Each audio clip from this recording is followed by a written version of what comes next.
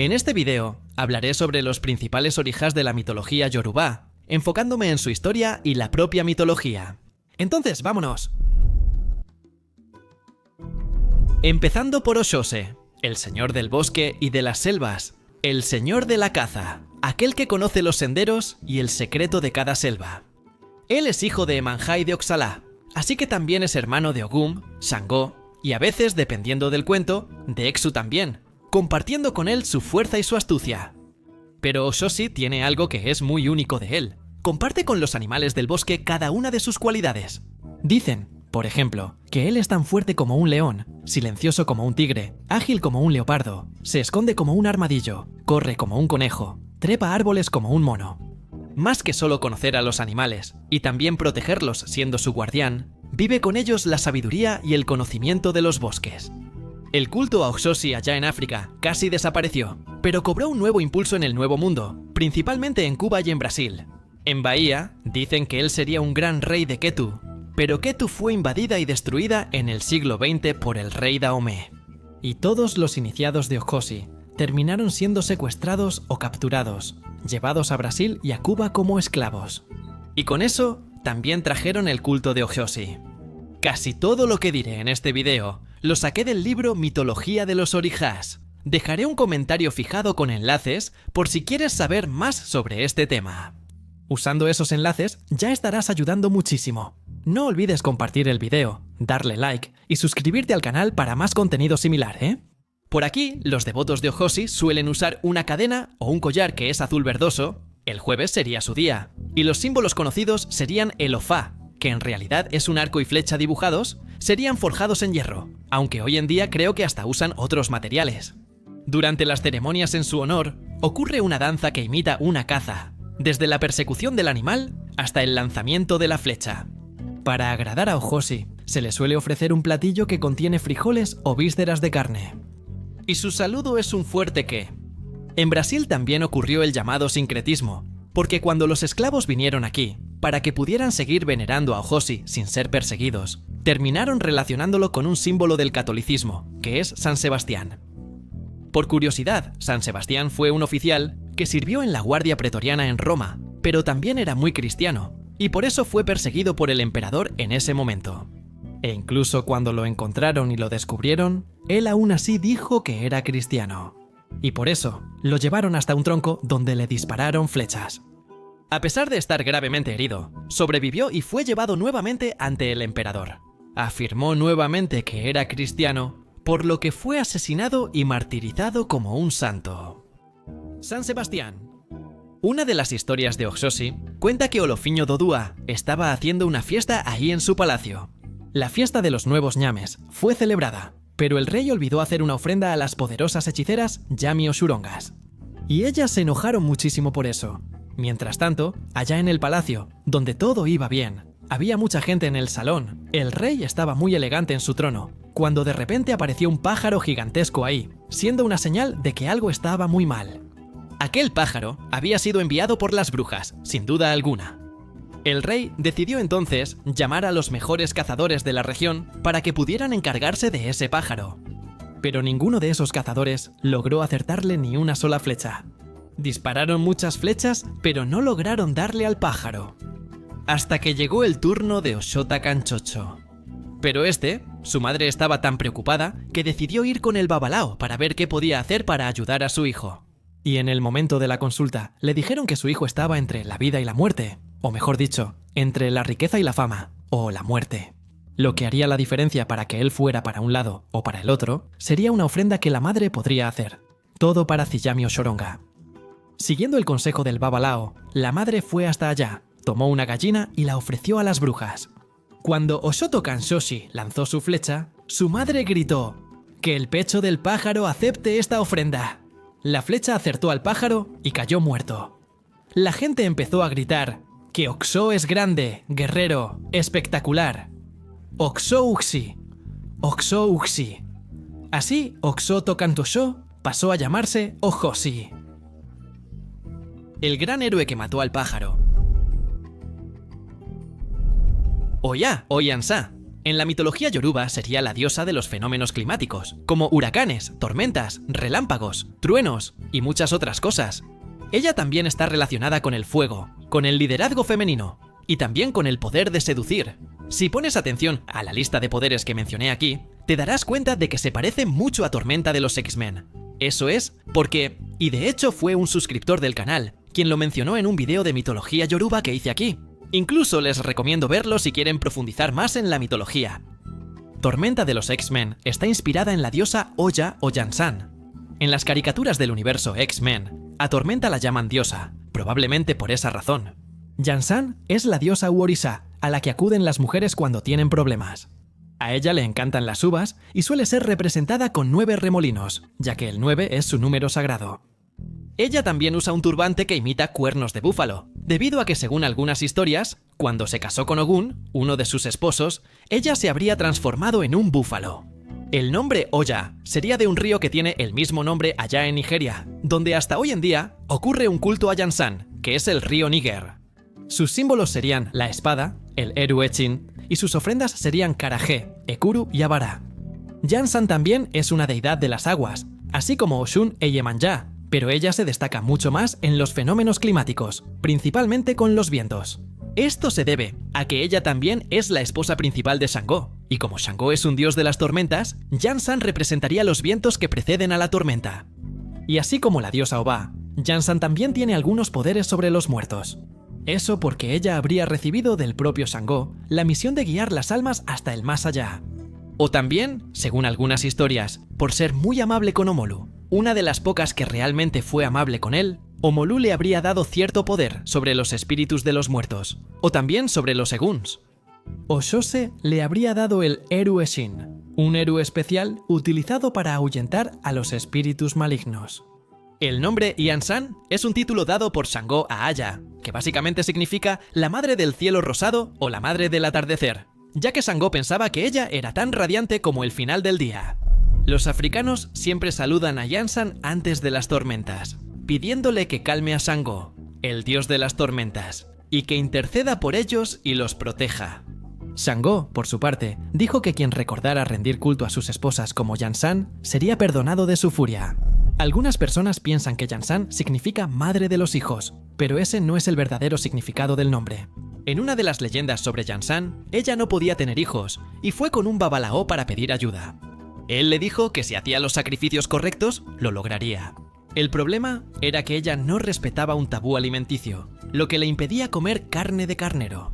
Bobalúa, entonces, le pidió que hiciera un sacrificio con 18.000 caracoles, que serían muchos paños de colores, y carne de carnero. Después, él preparó un remedio con la carne, y le dijo a Yansan que ella nunca volvería a comer de esa manera. Los paños serían ofrecidos como sacrificio. Yansan hizo todo como le indicaron, y algún tiempo después dio a luz a 9 hijos. El número místico de Oya, a partir de ahí, pasó a ser conocida como Yaomomezan, que significa madre de los 9 hijos. En el candomblé, Yansa se representa con los colores rosa y rojo tierra, mientras que en la Umbanda, sus colores son coral y amarillo. En Brasil, muchas cosas sobre sus orígenes y dominios fueron medio cambiadas, pero en la mitología yoruba, ella es una divinidad del viento y de las aguas, casada con Shango, el señor de los rayos y la tormenta. En Cuba, Yansa está relacionada con la santería, con las imágenes católicas y Nuestra Señora de la Candelaria, la patrona de las Islas Canarias, y Santa Teresa de Lisieux. Su fiesta es el 2 de febrero, que en Brasil también terminó siendo relacionada con Santa Bárbara, quien es la madrina del cuerpo de bomberos y patrona de los mercados. Ella es celebrada el 4 de diciembre, en la fiesta de Santa Bárbara de la Iglesia Católica.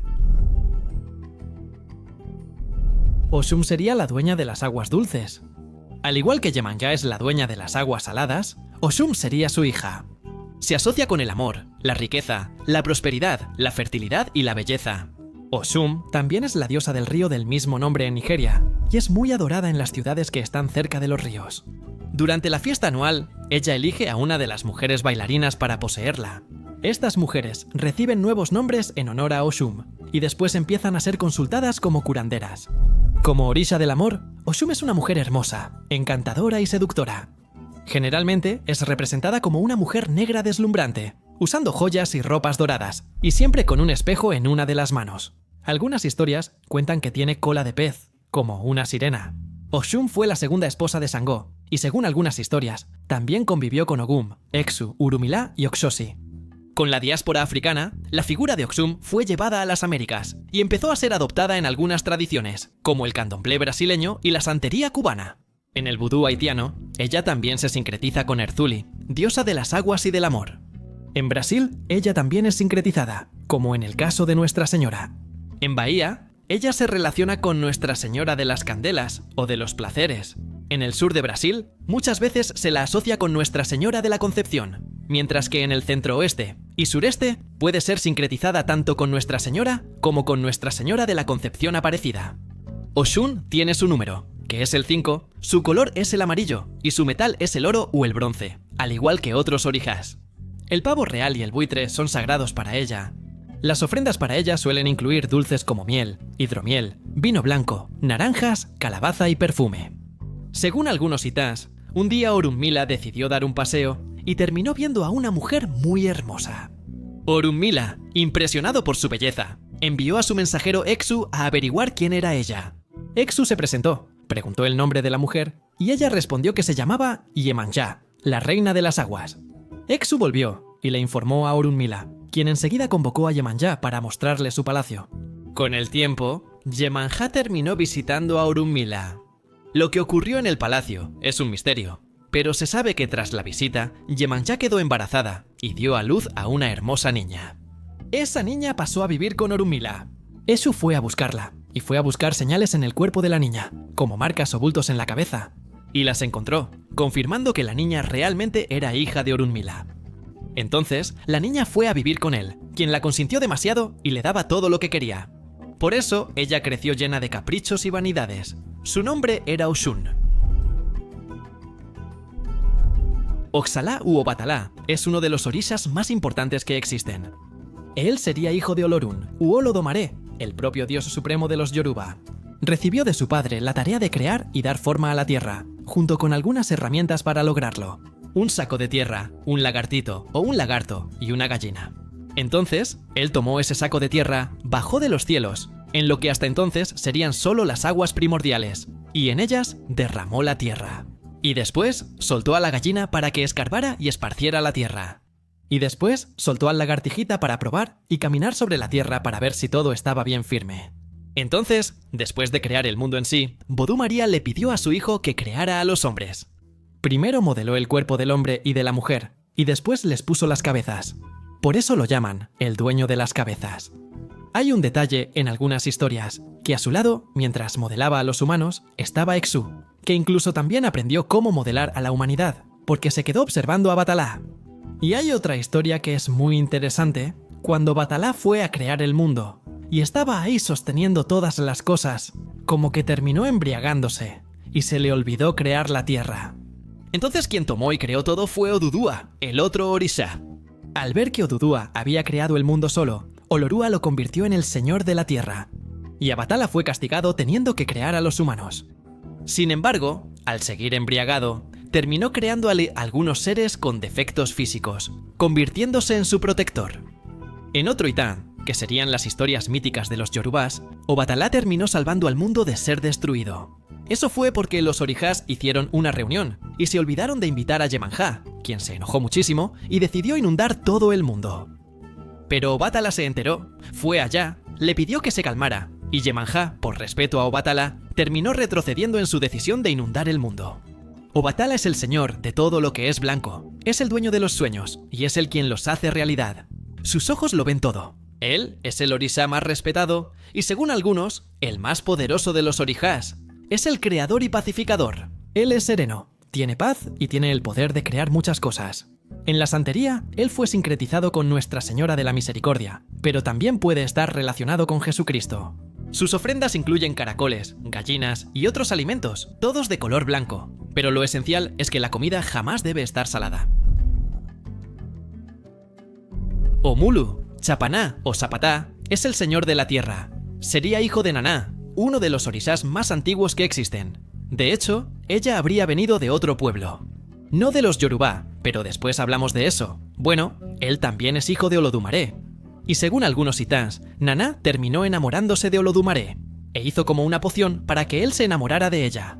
Y por haber hecho eso, Mulu terminó naciendo con varias heridas en el cuerpo. Naná habría violado ciertas leyes de la naturaleza. No soportando ver sufrir a su hijo, lo tomó siendo aún un bebé y lo dejó a la orilla del mar. Y ahí fue recogido por Yemayá, quien cuidó y crió al niño. El nombre de Obaluae explica sus dominios. Si lo traduces, será algo así como el Señor de la Tierra, el Hijo del Señor. Él es hermano de Osaín y de Oshumare. Tiene un enorme poder sobre las curas y sobre las enfermedades. Según otras historias, habría adquirido esas heridas al vivir en los bosques, cuando aún era niño, porque buscaba trabajo de casa en casa, y nadie se lo ofrecía. Entonces, decidió quedarse en el bosque. Y por las plantas y las ramas, con las que golpeaba sus pies y sus brazos, terminó adquiriendo todas esas heridas. Y allí mismo, una voz le dijo algunas pociones, algunos remedios para ciertos tipos de enfermedades específicas. Y después terminó salvando al propio pueblo que lo despreció gracias a esos remedios. Omulu también tendría cierto dominio sobre los espíritus, ya que él mismo terminó cediendo un poco de ese dominio a Yansan. Aquí en Brasil, terminó siendo sincretizado con la historia de San Lázaro, porque ambos tienen heridas en el cuerpo. Aranamburuku, o varios otros nombres, es una divinidad muy importante de la religión vudú antes de serlo de la religión yoruba, más específicamente de los pueblos Fon de Benín. Ella también se incorporó al panteón de los orishas cuando de algún modo ambos pueblos se encontraron. Ella no es considerada la creadora del universo en la mitología Fon, y lo más interesante de todo es que no necesitó de ningún compañero para eso. Ella misma tenía características masculinas y femeninas, y generó sola a dos dioses gemelos, Mau y Lisa, que son venerados como una deidad andrógina conocida como Mau Lisa. Después del nacimiento de sus hijos, Ananá se alejó de la creación y dejó todo para que los dos lo resolvieran.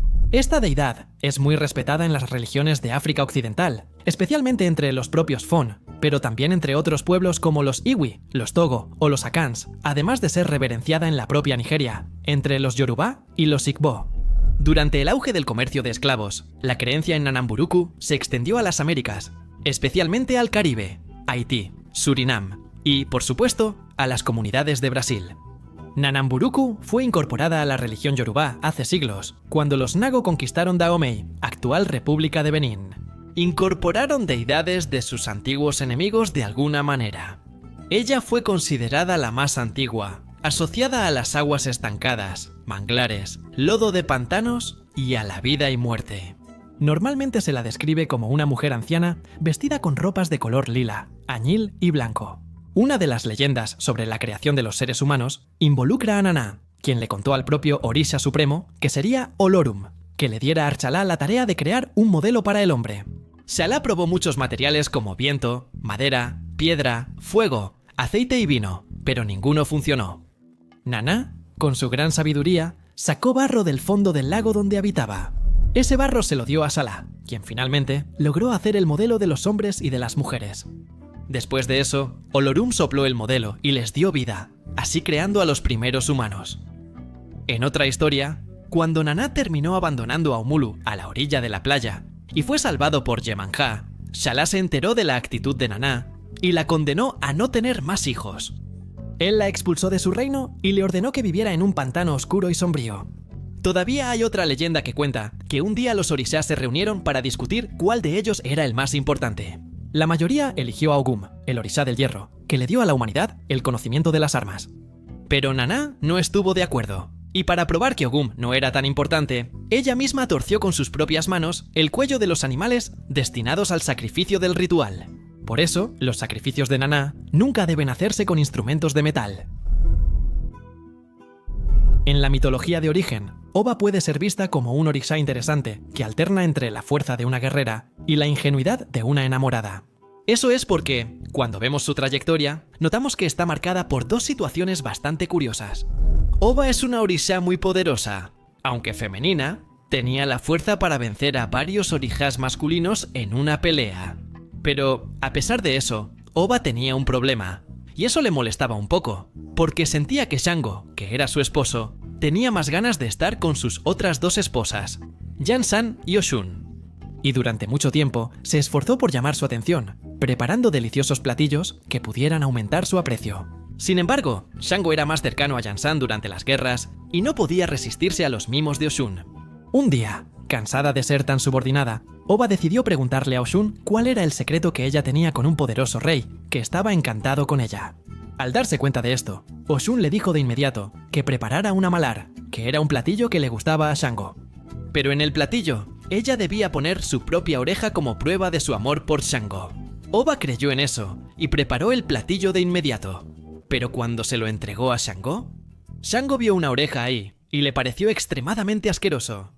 Y en el momento en que Oba miró a Oshun y vio que ella se quitó el turbante, mostró sus 2 orejas intactas, se percató de que había caído en una broma.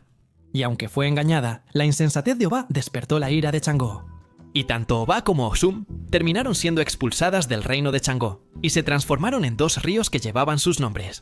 Así, Oba es una deidad siempre asociada al poder transformador de las aguas turbulentas. Y en el continente africano, el encuentro entre los ríos Oba y Oshun simboliza la comprobación del mito que explica la rivalidad entre las 2 deidades. En los terreiros donde Oba se manifiesta, sus devotas bailan tapándose una oreja con un pañuelo o con la mano. El Exu, que no es el diablo, antes de que alguien lo piense, no tiene nada que ver con el diablo. Es el mensajero de los dioses o de los orishas. Él sería el más humano y el señor del principio, la transformación, la tierra y el universo. Exu sería el orden mismo, multiplicándose y transformándose en la unidad elemental de la existencia humana. Exu es el ego de cada ser, el gran compañero del hombre en su día a día. El Exu tiene muchas características de trickster o de embaucador. Él como que hace algunas travesuras, como por ejemplo cuando castigó a 2 hacendados. Esos 2 se creían demasiado importantes. Exu decidió darles una lección a los 2 hacendados, quienes eran personas terribles, y habían hecho una apuesta entre ellos. El primero ganaría si el próximo hombre que pasara por su región usara un sombrero blanco. El segundo ganaría si el hombre pasara con un sombrero rojo. Entonces Exu pasó entre los 2, usando un sombrero que era mitad blanco y mitad rojo. Los hacendados discreparon sobre el color ganador, afirmando cada uno haber vencido, hasta que los 2 se atacaron y terminaron tirados en el suelo, sin vida. Exu es un orisha antiguo y muy importante. Eres muy responsable de abrir caminos, cuidar los mercados y vivir en las encrucijadas. Oxalá tiene una figura compleja, siendo el primer orisha creado en el universo. De hecho, su historia de origen es bastante complicada y varía según la versión. Según algunos, él es hijo de Yemanjá o Oshun, mientras otros dicen que simplemente siempre ha existido. El santo sincretizado con Exu es San Antonio. Exu generalmente se asocia con colores como el negro y el rojo, simbolizando su energía fuerte e intensa, también representado por el símbolo del Ogo, relacionado con el órgano masculino. Shango es el ahijado trueno y es considerado el ancestro del pueblo Yoruba. Él es el líder del panteón de los orishas y tiene poder sobre todo lo relacionado con tormentas, fuego, percusión, danza y virilidad masculina. En Brasil se sincretiza con San Jerónimo, mientras que en Cuba está asociado con Santa Bárbara. Se dice que Shango fue un gran rey Yoruba, hijo de Oranian, y que después de su muerte fue elevado al estatus divino. Tras su divinización sería hijo de Yemanjá. Shango tiene 3 esposas, Oya, Oxum y Oba, siendo Oxum su favorita. Oba, una excelente cocinera, terminó siendo algo detestada por el incidente de la oreja. Y Oya, la tercera esposa, fue la única que aprendió los secretos de la magia poderosa de Shango. Ella también sabe lanzar fuego por la boca. Shango es frecuentemente representado con un hacha en la cabeza, 6 ojos y en algunas representaciones incluso con 3 cabezas. Su animal simbólico sería el carnero, cuyos balidos evocan el sonido del trueno. Sus colores son el rojo y el blanco, y sus sirvientes son Fefe, el viento, Shumari y el arco iris, que tienen la misión de llevar agua de la tierra hasta el palacio en el cielo. Shango también es responsable de la creación de los cultos de Egunguns, los espíritus ancestrales yorubás. Es el único orisha con poder real sobre ellos. Como orisha de la justicia, rectitud, equilibrio y determinación, Shango odia profundamente a los mentirosos, ladrones y bandidos. Por eso, la muerte por rayo es considerada vergonzosa. Si un rayo alcanza una casa, se ve como una casa marcada por la cólera de Shango. El dueño debe pagar altas multas al sacerdote de Shango, quien busca los Edunzara, las piedras del rayo lanzadas por Shango durante la tormenta. Estas piedras se entierran en el lugar donde el rayo golpeó el suelo, y son consideradas emanaciones del poder de Shango. Para mantener el poder de estas piedras, se derrama sobre ellas la sangre de animales sacrificados, siendo el carnero el más adecuado. Ogum, de la mitología yoruba, y también del vudú haitiano, es un orisha que es extremadamente fuerte y muy importante, ligado al fuego, la metalurgia, la caza, la política y la guerra. Él es el patrón de los herreros y generalmente se le muestra con algunos objetos que son sus marcas registradas, como un machete, un sable, ron y el tabaco. Él sería también, además de herrero, un guerrero y también un cazador. Sería una combinación de los dioses griegos Ares y Hefesto. En Brasil, él está muy asociado con San Jorge, un santo poderoso y victorioso, y él tiene una energía intensa, de esas que pueden ser tanto de protección como de destrucción, si no se controlan bien. Ogum trae fuerza, profecía, magia, y más para quien lo necesita, en especial cuando se trata de lograr algo importante, como un gobierno que atienda las necesidades del pueblo. La historia de Ogum comienza en Ifé, donde orishas y humanos vivían de manera igualitaria, usando herramientas de madera, piedra y metal blando. El trabajo era difícil, y con el aumento poblacional, los recursos escaseaban, y era necesario expandir el área de cultivo. Los orishas se reunieron para decidir quién podría limpiar el terreno y aumentar el cultivo. Osain, el orisha de la medicina, fue el primero en intentarlo, pero el machete de metal era muy blando, y no servía para el trabajo. Otros orishas también lo intentaron sin éxito. Entonces Ogum, conocedor del secreto del hierro, se quedó callado y solo observaba. Cuando todos los demás ya habían fallado, él tomó su machete de hierro, y con él empezó a limpiar el terreno. Al ver a los demás orishas maravillados al escuchar sobre un machete tan fuerte, Ogum reveló que el hierro era el secreto transmitido por Orunmila. Los orishas envidiaron el hierro al ver cómo podía beneficiar la agricultura, la caza e incluso la guerra. Por largo tiempo, los orishas rogaron a Ogum que les revelara el secreto del hierro, pero él guardó silencio. En cierto momento, los orishas propusieron que Ogum fuera el rey a cambio de enseñar el secreto del hierro, y él aceptó. Los humanos también pidieron ese conocimiento, así que Ogum empezó a enseñar la forja, hasta que todos los cazadores y guerreros tuvieran sus herramientas de hierro. Sin embargo, a Ogum le encantaba cazar. Un día salió de cacería por mucho tiempo, y regresó sucio y andrajoso. A los orishas no les gustó ver a su líder en ese estado, y decidieron destituirlo. Ogum se sintió decepcionado, porque había sido el rey cuando lo necesitaban para el secreto del hierro, pero ahora lo despreciaban. Sintiéndose menospreciado, Ogum se bañó, se vistió con hojas de palmera deshiladas, tomó sus armas y partió. Se retiró a un lugar lejano llamado Aire, donde construyó una casa bajo un árbol llamado Oko, y ahí se quedó. A pesar de todo, los humanos que aprendieron la forja con Ogum nunca olvidaron a su maestro. Cada mes de diciembre celebran la fiesta de Wui de Ogum, los sacrificios en honor a los cazadores, guerreros y herreros de oro. El Gong, señor del hierro, sigue siendo recordado hasta hoy. Iemanjá es uno de los orishas más populares en Brasil, asociada con los mares, la maternidad y la protección de los marineros. Considerada la madre de los orishas, tiene gran importancia en las religiones de origen africano. Para los yorubás, ella estaba muy asociada a los ríos, la fertilidad y la maternidad. En realidad, quien cuidaba de los mares allá es la madre de Iemanjá, Olocum, u Olocum también, según como se diga. Bueno, aquí en Brasil, ella pasó a estar muy relacionada con la Virgen María y otras santas del catolicismo, lo que explica algunas representaciones de ella siendo blanca. El día de Iemanjá se celebra el 2 de febrero.